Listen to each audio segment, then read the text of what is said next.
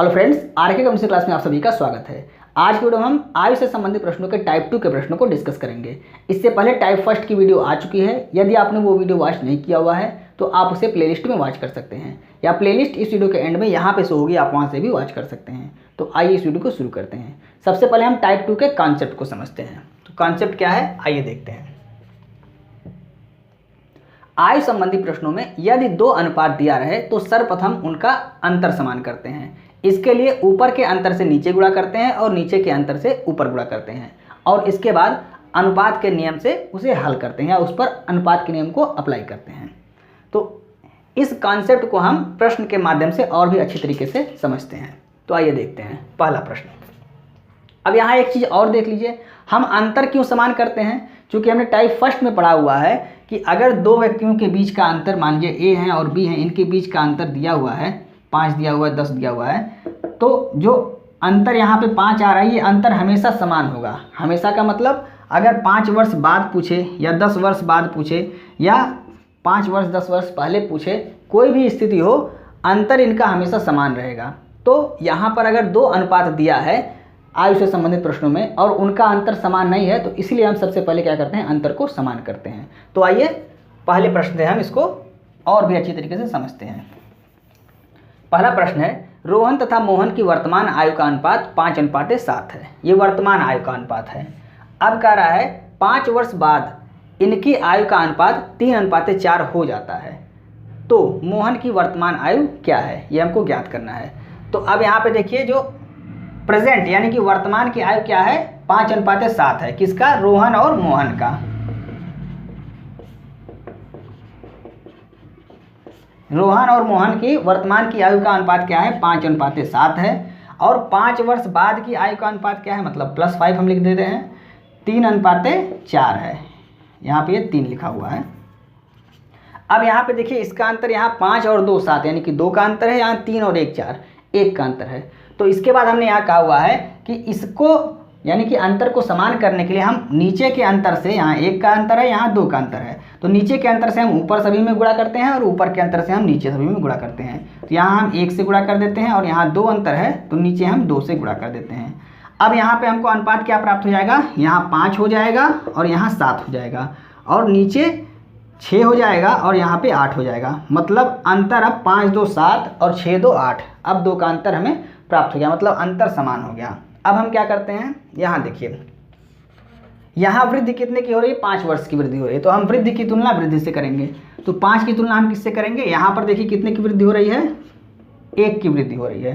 तो वृद्धि की तुलना हम वृद्धि से करेंगे। और निकालना क्या है, मोहन की वर्तमान आयु। तो मोहन की वर्तमान मतलब प्रेजेंट वाली आयु क्या है, यहाँ पर 7 एकम 7 यानी 7 है, तो 7 से हम गुणा कर देंगे। तो 7 × 35 वर्ष, मतलब मोहन की वर्तमान आयु क्या हो गई, 35 वर्ष हो गई। यही हमारा राइट आंसर हो गया। यहाँ हमने कुछ नहीं किया है। अगर प्रश्न में जो अनुपात दिया गया है उसका अंतर समान नहीं है, तो हमें सबसे पहले अंतर को समान कर लेना है, और उसके बाद जितनी वृद्धि हो रही है, जितनी कमी हो रही है, उसकी तुलना वृद्धि या कमी से हम कर देंगे, और जो निकालना है उससे गुणा कर देंगे। बस यही अनुपात का नियम हम यहाँ पे अप्लाई कर देते हैं। आइए दूसरा प्रश्न देखते हैं।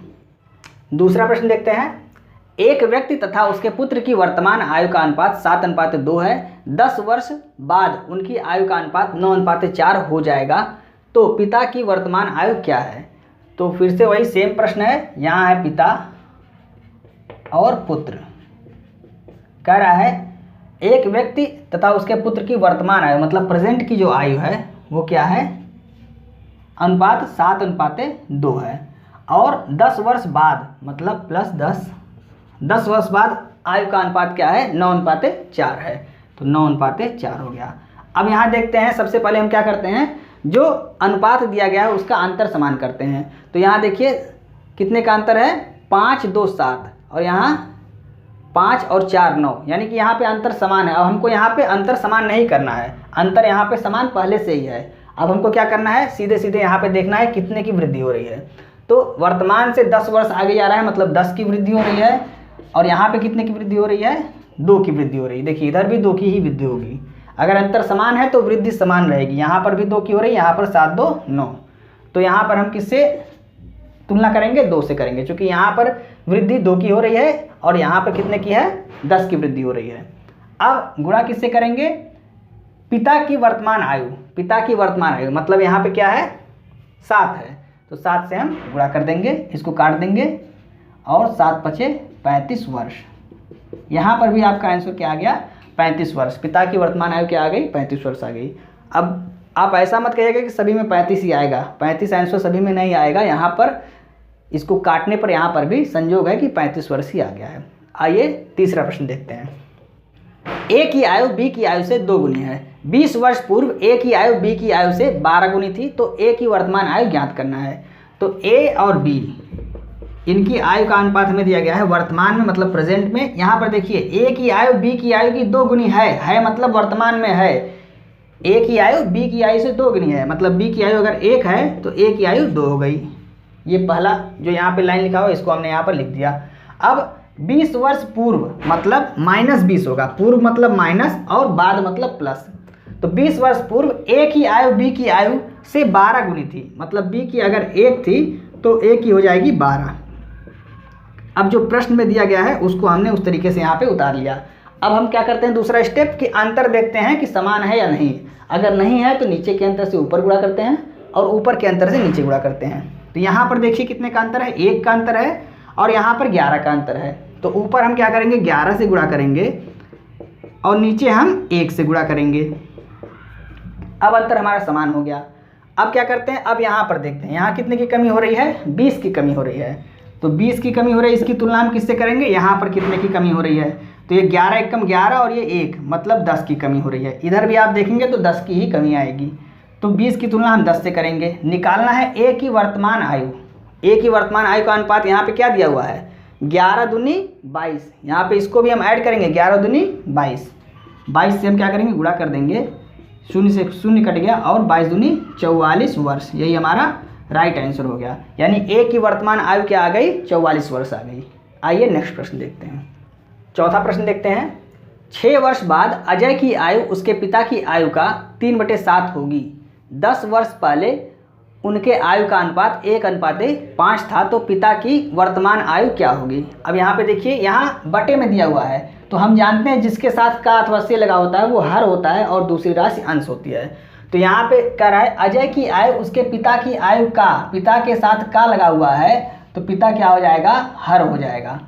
मतलब 7 पिता हो गया और 3 क्या हो गया अजय हो गया। तो अजय यहाँ पे लिखते हैं अजय और उसके पिता।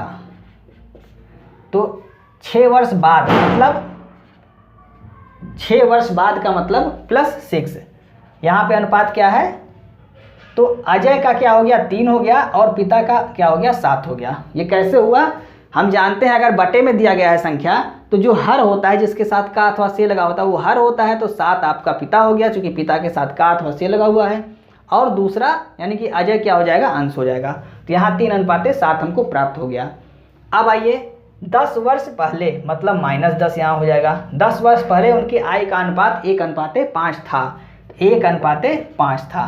अब यहाँ देखते हैं अंतर समान है कि नहीं। तो 3 और 4 यानी कि 4 3 7 और 1 में 4 जोड़ेंगे तो 5, मतलब यहाँ पे अंतर समान है। हमको अंतर समान नहीं करना है, पहले से समान है। अब हमको यहाँ देख लेना है कि यहाँ कितने की कमी हो रही है। तो +6 था और -10 मतलब कितने की कमी हो रही है 16 की कमी।